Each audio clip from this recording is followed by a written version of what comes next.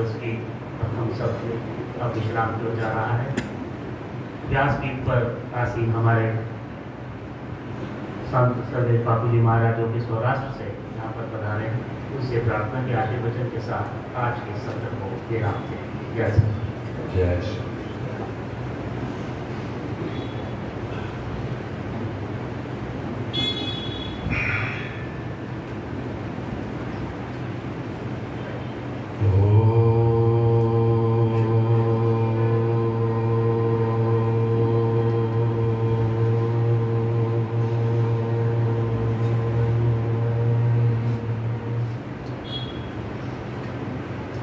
ओंकारं बिंदु संयुक्तं नित्यं ध्यायन्ति योगिनो कामदं मोक्षदं चैव ओंकाराय नमो नमः।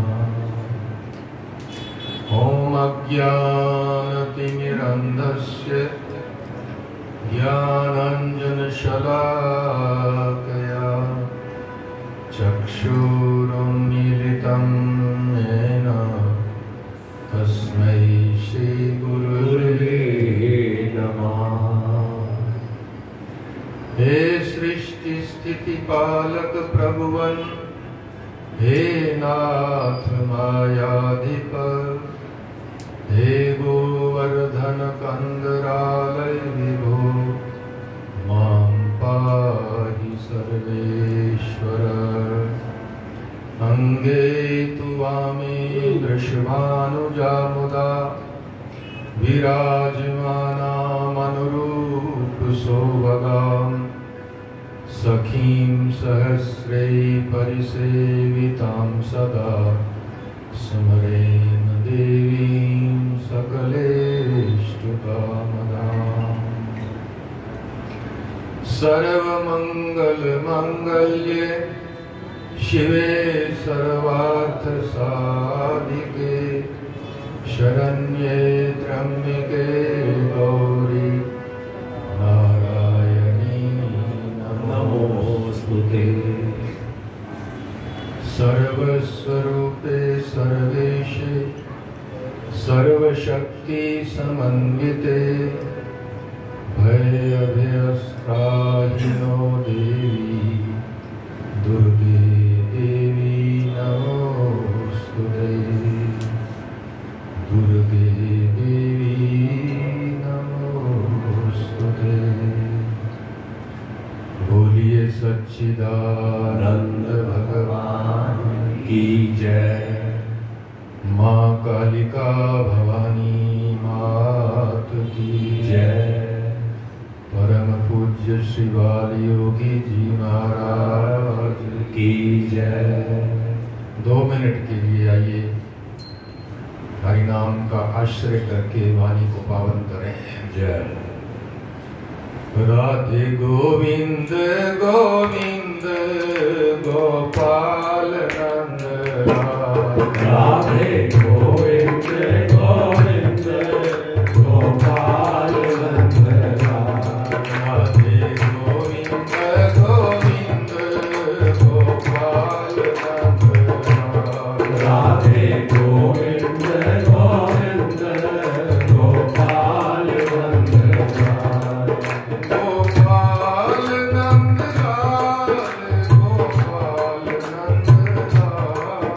गोपाल नंद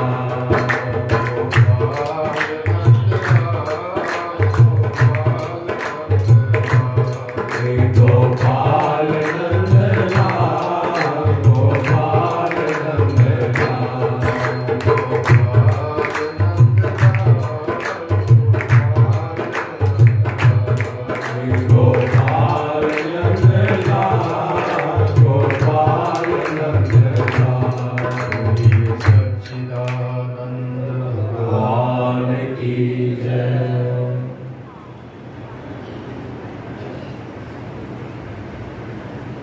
माँ भगवती जगदम्बा के चरणों में वंदन करते हुए हमारे परम श्रद्धेय आराध्य इस पावन पीठ के संस्थापक कर्णधार परम पूज्य श्री बाबा जी के चरणों में वंदन करते हुए मंचासीन समस्त श्रद्धेय संत वृंद विप्र वृंद सबको नमन वंदन करते हुए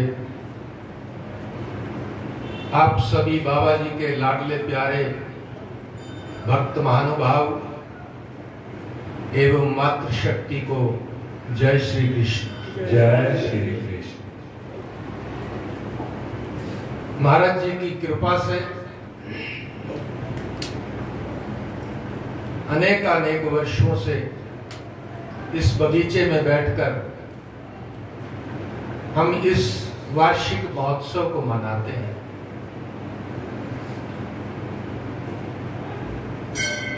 दूर दूर क्षेत्र से महापुरुष आकर के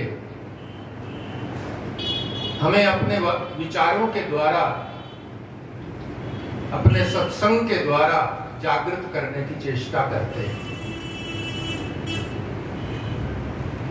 आज शक्ति सम्मेलन का ये तीसरा और अंतिम दिन भी है और पहला सत्र है।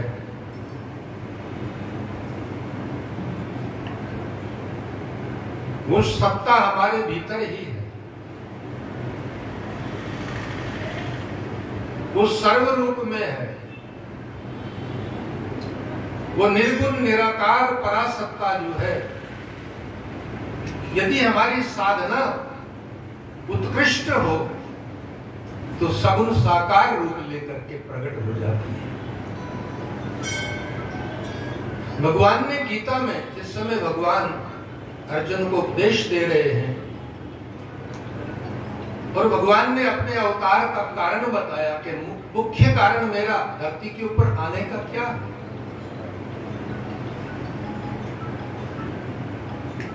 जो निर्गुण निराकार परमात्मा अपने संकल्प मात्र से सृष्टि की रचना करने में समर्थ है, अपने संकल्प मात्र से पूरे जगत का पालन करते हैं, अपने संकल्प मात्र से एक भ्रकुटी विलास मात्र से सृष्टि का लय कर देते हैं। जो परमात्मा, वो परमात्मा निर्गुण से सगुण रूप क्यों लेते हैं, इसका वर्णन करते हुए भगवान कहते हैं कि यदा यदा हि धर्मस्य ग्लानिर्भवति भारत अभ्युत्थानम् अधर्मस्य तदात्मानं सृजामि। जब जब धर्म की हानि होती है तब वो सत्ता प्रकट होती है। वो निर्गुण निराकार परमात्मा जो है सगुण साकार हो जाते हैं। वो निर्गुण निराकार महाशक्ति जो है वो सगुण हो जाती है। जब जब धर्म की हानि होने लगती है पुनर्धर्म का स्थापन करती है वो शक्ति। किंतु साथ में एक बात जो कह दी भगवान ने कि बाकी तो सब कारण है, सबसे मुख्य कारण ये है कि धर्म की हानि क्या है। तो भगवान ने अगले श्लोक में कह दिया परित्राणाय साधूनां विनाशाय च दुष्कृतां धर्म संस्थापनार्थाय संभवानि युगे युगे। जब जब संतों का जीवन संकट में आता है, साधना नहीं कर पाए, जब जब मेरे भक्तों के ऊपर आपत्ति आती है, तब मैं मेरे साधु के लिए परित्राणाय साधूनां, मैं अपने संतों के लिए रूप लेकर के आता हूं। अब इसका अर्थ आप ठीक से करें, क्या भगवान केवल और केवल साधु के लिए अवतार लेते हैं? पूरी सृष्टि उनकी बनाई हुई है, कंकर में उनका वास है, सब उन्हीं का स्वरूप है। किंतु भगवान ने यहां कह दिया कि मैं आता हूं किस लिए? परित्राणाय साधूनां, अपने साधु के उद्धार के लिए मैं आता हूं। जब जब मेरा साधु साधना में पीड़ित होता है तब उस पीड़ा को मिटाने के लिए मैं आता हूं। तो क्या परमात्मा केवल साधु के लिए ही आते हैं?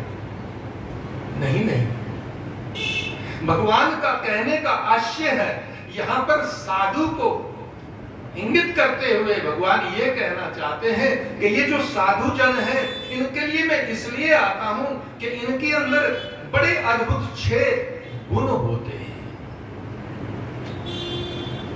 जिसके भीतर ये 6 गुण आ जाएं, ये 6 गुणों से यदि जो जीव परिपूर्ण हो जाए तो उस जीव के जीवन में मैं प्रकट हो जाता। भगवान तो भीतर ही है, भगवान तो कहां नहीं है, किंतु वो प्रकट होते हैं कहां? जहां सद्गुण आते हैं। और ऐसे 6 सद्गुण साधु के हैं जिसके कारण परमात्मा को आना पड़ता है। यही 6 गुण यदि हमारे भीतर आ जाए, हमारे जीवन में ये 6 गुण हम धारण कर पाए सत्संग के माध्यम से, तो परमात्मा तो प्रकट स्वरूप ही है, उनको पाना फिर शेष क्या? और 6 गुण है। कबीर जी ने बहुत सुंदर कहा साधु के इन 6 गुणों के बारे में। कबीर साहब कहते हैं साधु के 6 गुण हैं जिनके कारण परमात्मा उनके अधीन हो जाते हैं, उनके वशीभूत हो जाते हैं, उनके लिए प्रकट हो जाते हैं। ये 6 गुण हैं: दया, गरीबी, बंदगी, समता, शील, करार, एते लक्षण साधु के कहे कबीर विचार। कबीर कहते हैं ये 6 लक्षण है साधु के। ये 6 लक्षण यदि किसी जीव में आ जाएं तो परमात्मा तुरंत प्रकट हो जाएंगे। वो परमात्मा तो भीतर ही हैं, उनका अनुभव हो जाएगा। किंतु ये 6 गुण जीवन में आए। सच्चे संत के जीवन में पहला सद्गुण ये होता है, सच्चा महापुरुष संत दयावंत होता है। दया कूट कूट के भरी होती है उनके जीवन में। ये सब एक महापुरुष की दया का ही तो परिणाम है कि आज हम इस बगीचे में बैठे हैं। वरना तो महापुरुष लोग एकांत में साधना के द्वारा अपना कल्याण, वो तो कल्याण स्वरूप ही होते हैं।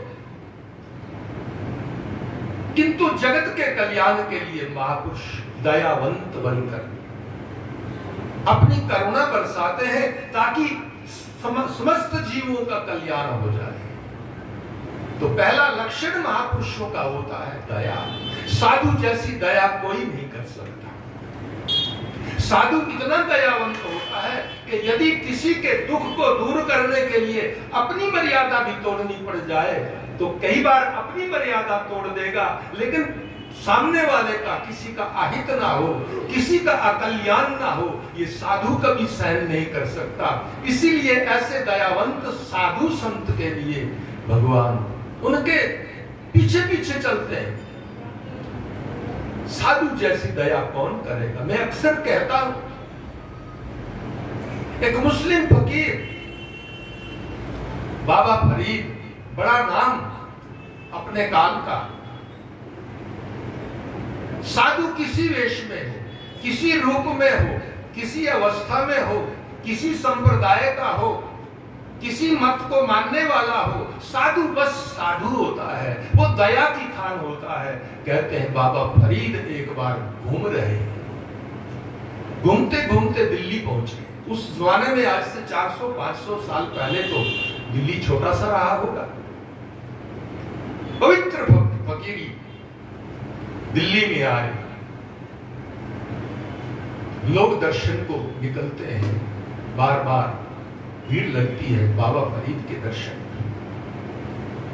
आनंदमय जीवन है, 5 टाइम नमाज करते हैं, अपने ईश्वर की खुमारी में रहते हैं। एक दिन एक गरीब महिला, युवा महिला थी, लेकिन विधवा थी। उसका एक छोटा 2-3 वर्ष का बालक था। उसने सुना कि बाबा फरीद बहुत बड़े महान संत हैं, चलो मैं दर्शन करने जाऊं। क्योंकि उस दिन, जिस दिन उसने ये निर्णय किया, उस दिन उसके छोटे बच्चे का जो है सालगिरह थी, उसका जन्मदिन था। सोचने लगी हम तो मजदूरी से बड़े मुश्किल से, विधवा हूं, सिर पे किसी का साया नहीं है, मजदूरी करके अपने बच्चे को 2 रोटी का मैं गुजारा कर लेती हूं। मैं तो कैसे जन्मदिन मनाऊं इसका, कैसे इसकी सालगिरह मनाऊं। चलो मैं एक काम करूं, अपने बालक को संत के दर्शन को ले जाऊं, संत के चरणों में वंदन कराऊंगी, संत आशीर्वाद देंगे, मेरे बालक का जीवन सफल हो। और उसने किसी से सुना था कि बाबा फरीद जो है उनको प्रसाद के अंदर जलेबी बड़ी प्रिय है। संतों को तो किसी पदार्थ से लेना देना नहीं होता, लेकिन कई बार पहुंचे हुए महापुरुष भी ऐसी लीला करते हैं कई बार कि सामान्य लोग कैसे समझ पाए। फरीद को जलेबी से क्या प्रयोजन, लेकिन कहते हैं बाबा फरीद को कोई जलेबी प्रसाद में लाके दे, बड़े प्रसन्न होते थे। उसने ये बात सुनी थी और उस महिला ने सोचा चलो पाई 2 पाई उस जमाने में जो भी रहा होगा, और तो क्या, मैं थोड़ी सी जलेबी ले जाऊं, बाबा कुछ प्रसाद पालेंगे और वही प्रसाद मेरे बालक को देंगे, मैं धन्य हो जाऊं। ऐसा भाव लेकर एक दुकान से पाई 2 पाई की कुछ जलेबी एक पत्तल आदि में बांध करती है, बाबा फरीद के दर्शन को निकलती है। संजोग ऐसा हुआ, मध्याह्न का समय था, सब लोग दर्शन करके निकल चुके थे। बाबा फरीद जहां उनका उतारा था, जहां निवास था उनका दिल्ली में, जहां रुके थे, वो महिला अपने बच्चे को उठा करके और दर्शन को पहुंचती, पास में गई, दूर से देखा बाबा बैठे, दूर से 3 बार सलाम किया, अपने बालक को पास में ले जाकर के वंदन कराया। बाबा ये मेरा छोटा बालक है, इसके पिता नहीं है, मैं तो गरीब हूं, इसका लालन पालन कर रही हूं, आज इसकी सालगिरह है बाबा, इसका जन्मदिन है, मैं तो गरीब, हम कैसे जन्मदिन मनाएं। मैंने सोचा चलो आज बाबा के दर्शन कराऊंगी इसको, तो बालक को आशीर्वाद मिलेगा। बड़े प्रसन्न हुए। फरीद ने जब ये सुना बालक की सालगिरह है, दोनों हाथ सर के ऊपर रख दिए, बड़ा दुलार किया। संत का एक स्वभाव होता है। कहते हैं अब महिला ने जो जलेबी लेके गई थी, बड़े संकोच में, गरीब है, संकोच में बाबा को कहा बाबा मैं ये कुछ प्रसाद लाई हूं, आप थोड़ा सा प्रसाद लें, फिर मेरे बालक को प्रसाद मिलेगा, मैं धन्य हो जाऊंगी। जैसे ही जलेबी सामने रखी, बाबा फरीद की प्रिय जलेबी, लेकिन संयोग ऐसा था कि वो दिन रोजे के दिन चल रहे थे, रमजान के दिन थे और बाबा फरीद का रोजा था। बाबा फरीद सोचने लगे अब क्या करूं, इसका प्रेम। बाबा ने कहा बेटे तुम ठीक है प्रसाद लाई हो, अच्छी बात है, लेकिन मेरा तो आज रोजा है बेटा, मैं अभी तो नहीं ले सकता। जब रोजे की बात कही, उस महिला ने तुरंत वो पोटली जो है जलेबी की जो थी वो सामने से उठा करके पीछे हटा दी। नहीं नहीं बाबा, आपका व्रत टूटे, आपका रोजा भंग हो, ऐसा मैं नहीं चाहती। हम गरीबों का एकदम पतल तो हटा दी, लेकिन दुख तो मन में हुआ कि हम गरीबों का नसीब भी बड़ा गरीब होता है। इतने प्यार से मैं लाई थी, लेकिन बाबा का रोजा है। कहते हैं उसकी आंख में अश्रु आए, और जब मां की आंख से अश्रु की बूंदें गिरने लगी, छोटा बालक गोद में था, ऊपर को देखा मां को रोते हुए, तो कहते हैं बालक के भी आंख से अश्रु गिरने लगे, और मां बेटे दोनों की आंख में अश्रु देखकर फरीद की आंख में भी अश्रु। फरीद सोचने लगे कितना भाव लेकर आई होगी कि इतना प्रेम लेकर आई होगी, अभी यदि मैं इस प्रेम को ठुकरा दूंगा तो मेरा खुदा के ही दुष्ट ना हो जाए। फरीद ने कहते हैं निर्णय कर लिया कि भले ही रोजे का कुछ भी हो, मेरा खुदा तो इनके भीतर भी है, इस बालक में और इस मां में मेरा खुदा बैठा है। यदि ये पीड़ित हृदय लेकर यहां से जाएंगे तो मेरा खुदा मुझसे नाराज होगा। कहते हैं तुरंत बाबा फरीद ने कहा, मां लाओ जलेबी, मैं जलेबी खाऊंगा। अरे बाबा, आपका रोजा है, आपका रोजा भंग हो, ऐसा हम नहीं चाहते। नहीं नहीं मां, मेरा रोजा भले ही जलेबी खाने से मेरा रोजा भले ही टूट जाएगा, लेकिन यदि तुम दुखित मन से लौट जाओगी एक फकीर के पास से, तो मेरा खुदा रूठ जाएगा। कहते हैं फरीद उस जलेबी का स्वीकार कर लेते हैं।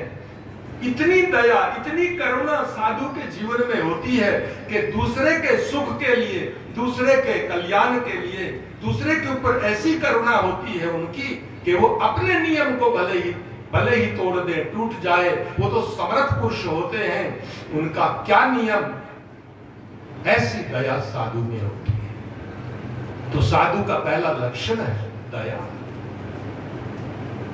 इसीलिए परमात्मा ऐसे संतों के पीछे पीछे चलते हैं। इसीलिए भगवान कहते हैं साधवो हृदयम मह्यम, ये मेरा हृदय है।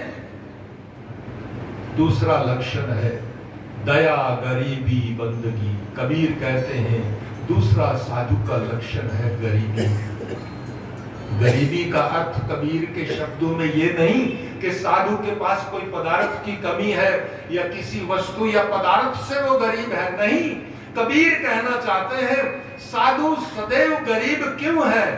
उसकी गरीबी परमात्मा के मिलन की वेदना ही उसकी गरीबी। वैसे तो संत महापुरुष बादशाहों के बादशाह होते, बड़े बड़े चक्रवर्ती सम्राट जिनके पीछे पीछे चलते हो, वो गरीब नहीं, वो तो शहंशाह हैं। किंतु जब जब अपने प्रिय परमात्मा की याद उनको सताती है, तब वो दीन बनकर के उसको पुकारते हैं। उनकी ये दीनता, उनकी ये प्रभु मिलन की आस की जो प्यास है, वही उनकी गरीबी है।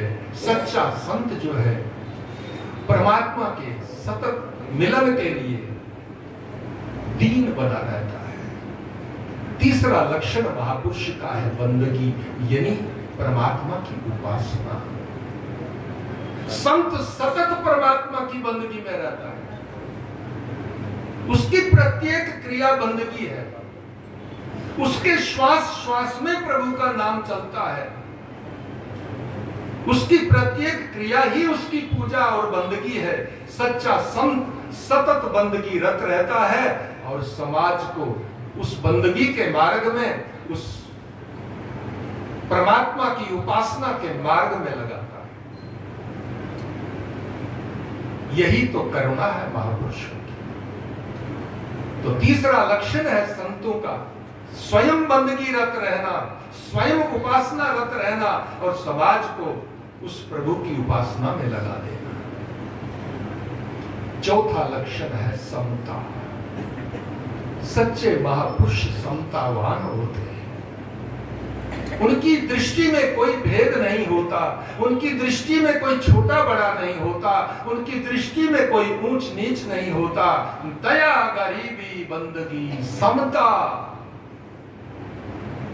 उनकी दृष्टि सब होती है। वो सब के अंदर अपने ईश्वर को देखते हैं, वो सब में अपने परमात्मा की छवि देखते हैं। उनके लिए सब समान है। सच्चे संत जो है, साधु पुरुष जो है, वो समतावान होते हैं। पांचवा लक्षण है साधु का शील। सच्चा संत अतिशय शीलवंत होता है, सहज होगा। कितनी त्रुटियां कोई कर ले उनको नहीं दिखाई देता।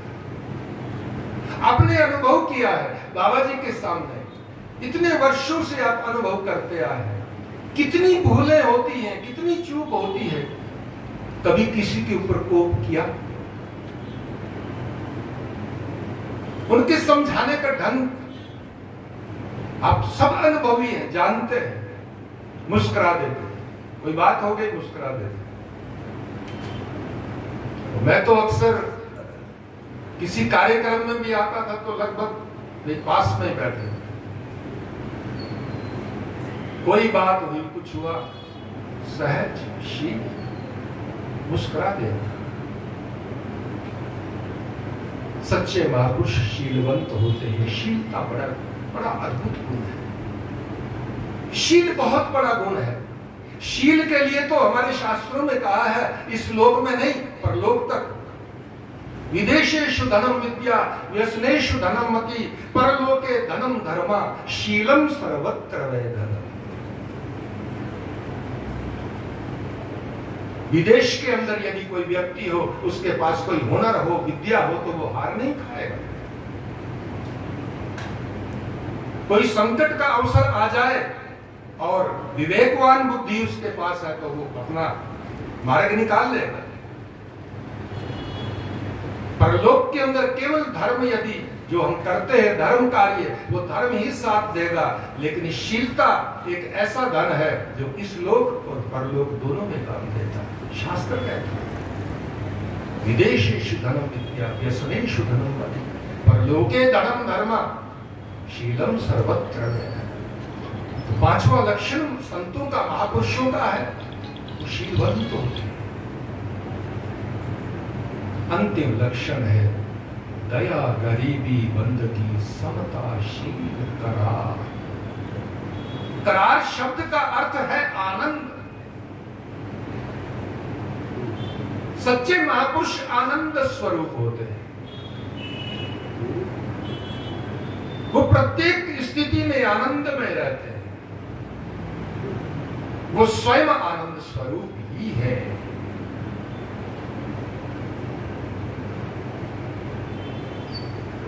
और जो आनंद उन्होंने स्वयं प्राप्त किया है, वो चाहते हैं इस आनंद का अनुभव पूरा जगत करे, सबका कल्याण हो, सबको आनंद, उस आनंद का अनुभव कराना चाहते हैं वो। इसीलिए महापुरुष नहीं कुछ चाहते हुए भी बहुत कुछ कर जाते, नहीं कुछ चाहते हुए भी जो कर्म मार्ग से पर हो जाते हैं, सब कुछ त्याग दिया, निकल गए, वेश धारण कर लिया, साधु हो गए, फिर भी कर्म का त्याग नहीं करते। उनका लक्ष्य होता है कि हम जिस आनंद को पाएं, वो आनंद केवल हमारा आनंद बनकर न रह जाए, वो आनंद सब में प्रकट हो जाए। वो परमात्मा आनंद स्वरूप है, वो सबके भीतर है, किंतु अनुभव नहीं हो रहा। महापुरुष चाहते हैं कि वो आनंद सबको प्राप्त हो जाए। तो इसीलिए भगवान जो है कहते हैं कि मैं मेरे साधु का हृदय। तो महापुरुषों ने जो ये बगीचा लगाया है, ये उन्हीं का दया का परिणाम, उन्हीं की करुणा का परिणाम है। उन्होंने हमारे आपके कल्याण के लिए ये सुंदर बगीचा लगाया है। इसमें बैठ करके अब हमको अपना कल्याण करना है, उनके मार्गदर्शन के अनुरूप जीवन जीना है, तभी हमारा कल्याण संभव है। तो अधिक कुछ नहीं कहते हुए आज के सत्र को मैं विराम की ओर ले जाऊं, किंतु उससे पहले आइए परमात्मा से, मां भवानी, मां शक्ति से, बाबा जी से हम यही प्रार्थना करें एक छोटे से पद के माध्यम से कि प्रभु आप कृपा करो, प्रभु आप कृपा करो, प्रभु अब आप कृपा करो।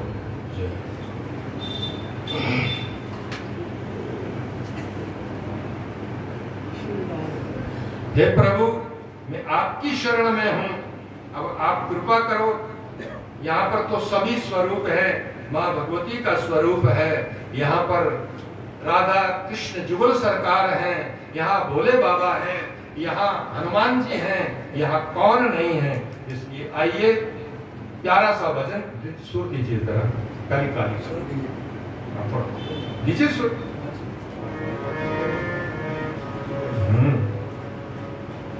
हवा दीजिए थोड़ा। आया शरण में तेरी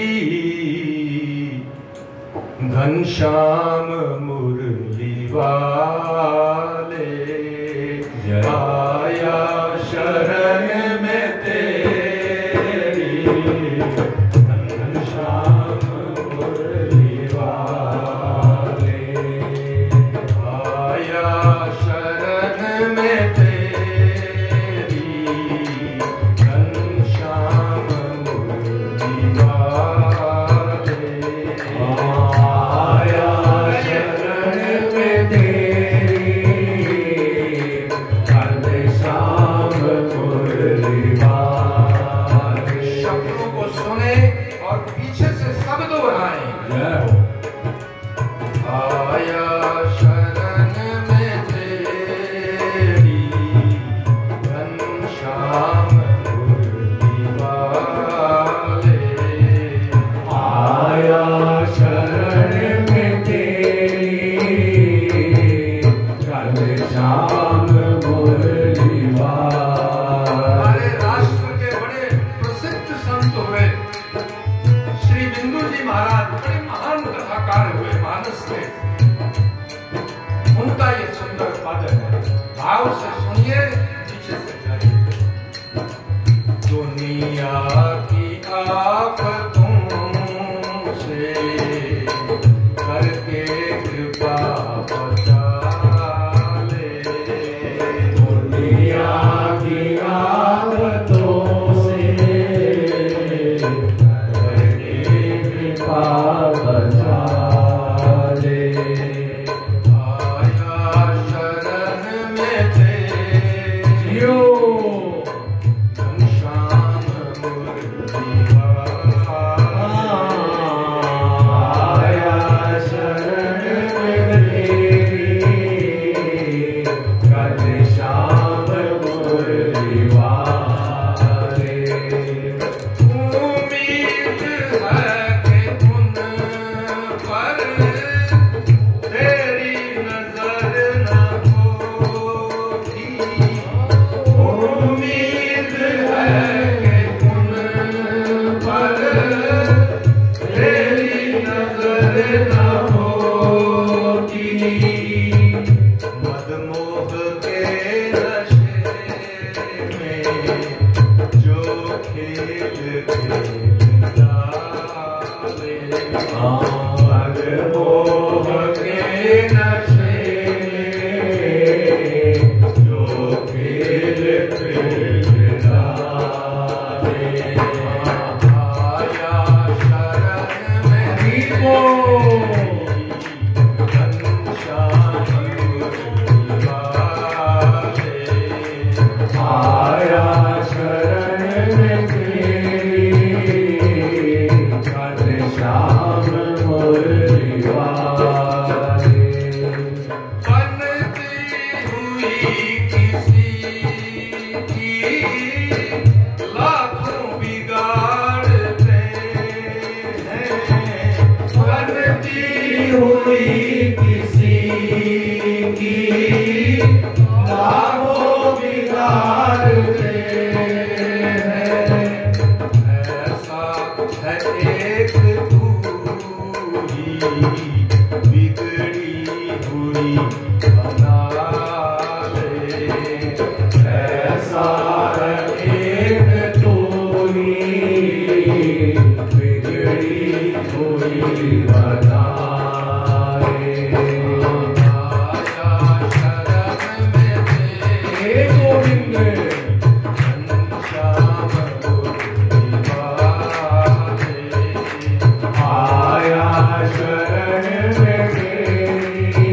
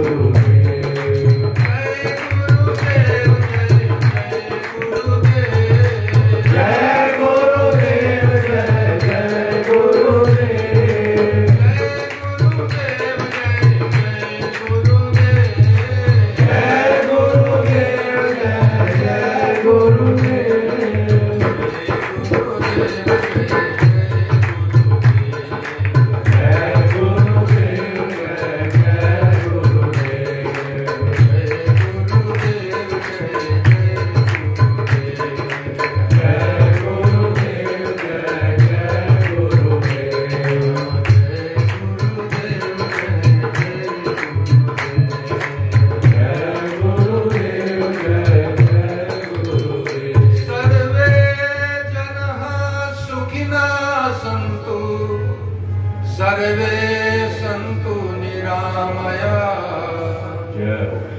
सर्वे भद्राणि पश्यन्तु मा कश्चित् दुःखभाग् भवेत्। ॐ पूर्णमदा पूर्णमिदं पूर्णात् पूर्णमुदच्यते पूर्णस्य पूर्णमादाय पूर्णमेवावशिष्यते।